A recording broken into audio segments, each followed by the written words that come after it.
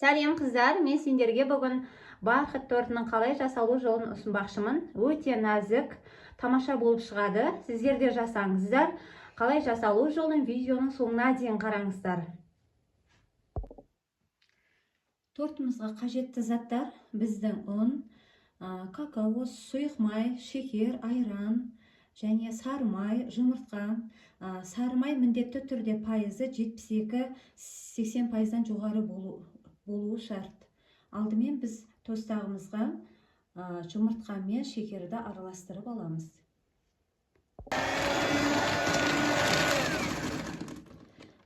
Міне осылай жұмыртқа мен шекеріміз, қанттымыз екеуі толық араласты. Осындай аппақ болып өз көлемі ұлғайды. Енді осының үстіне сары майымызды және айранымызды құйып араластырамыз. Сары майымызды құйып бір миксермен айналдырып алған соң, үстіне айранымызды құйып, тағы да айналдырып миксерлейміз. Енді сухой масалқыларымызды бір-біріне саламыз, яғни ұнды електен өткізіп аламыз. Осы ұнның үстіне қопсытқышымызды және ас содасын саламыз. Осы ұнның үстінде барлығын салып алып, араластырып аламыз. Яғни какаомыздан да осы жерде саламыз.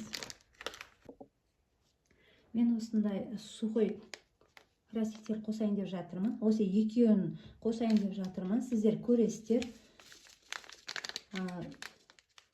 Қатты қызыл болсын десеңіздер, екеуін қосыңыздар.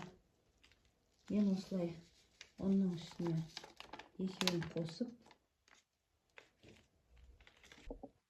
оның ішінде барлығын араластырып алдым. Какаоны, соданы, бояуды. Енді осыны сұйық масалқыға ұнымызды бөліп салатын боламын.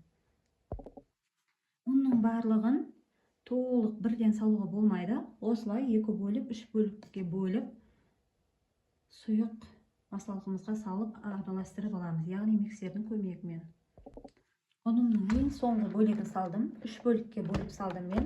Кішкене қатты бірде миксерді айналдырмаймыз, әйтпесе қатты шашырап ұшып төгіліп кетуі мүмкін. Сондықтан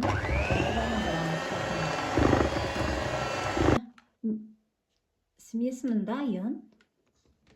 Осындай қоймалжың қою барлығы біркелкі араласты. Енді осыны смесімізді мен 3 бөлікке пергамент қағазына 3 бөлікке бөліп пісіретін боламын. Мен осы пергамент қағазын 3 бөлікке бөліп алдым да, және осындай формаға салып, яғни бұлай кәдімгідей астына қыстым. Мен әдемі болып шықты. Енді осы жерге смесімізді құя береміз. Осы ыңғайлы негізінде, кішкене астқа қарай майысып тұр, сонда ағып кетпейді шет-шетіне. Мен смесімді осылай құйдым. Енді осыны ысып тұрған пешке 5 минут, 6 минутқа пісіріп алатын боламыз. Міне коржым дайын. Менде 4-еу шықты. Кішкене қылып кесіп мен 4 бөлікке бөлдім. Сізде негізі үлкен корждан 3 коржық шығады. Байқасаңыздар, өте нәзік, әдемі болып пісті. Ал және мынандай шетіндегілерін бетіне әсемдік үшін пайдаланамыз. Кремімізді дайындайтын боламыз. Бізге қажетті сливки және творожный сыр және сахарный пудра, осы үшеуімен ғана дайындалады. Сливки міндетті түрде 33-35% болуы шарт, сонда дәмі әдемі болады. Алдымен осылай сливкиді миксерлейміз. Беті осылай кішкене көбіктенген кезде үстіне сахарный пудра қосамыз. Мен барлық өлшемдерін описание бөліміне жазып қоятын боламын. Енді екеуін қосып миксерлейміз. Міне қарасаңыздар, қою, өз қалпын ұстайтын әдемі крем болып шықты. Енді осыны тортымызға жаға беруімізге болады.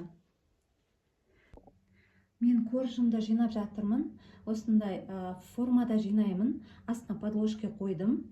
Сол уақытта сіздердің формада жинасаңыздар, бір текіс әдемі жиналады. Және мен кремді осындай кондитер мешокқа құйып алдым. Басына насадка қойып, ішіне құйып шығатын боламын.